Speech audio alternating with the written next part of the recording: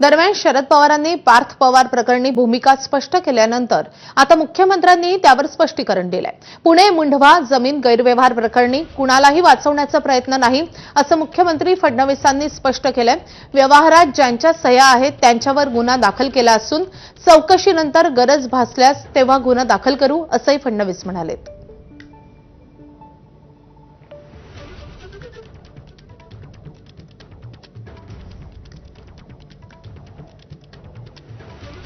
तर फडणवीसांची पुन्हा एकदा या सगळ्या प्रकरणी प्रतिक्रिया समोर आली आहे।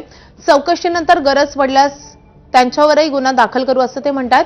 मुंढवा जमीन प्रकरणी कुणालाही वाचवण्याचा प्रयत्न होत नाहीये अशी ग्वाही देखील फडणवीसांनी दिली आहे। व्यवहारात ज्यांच्या सह्या आहेत त्यांच्यावर गुन्हा दाखल झाल्यात असंही फडणवीस म्हणतात।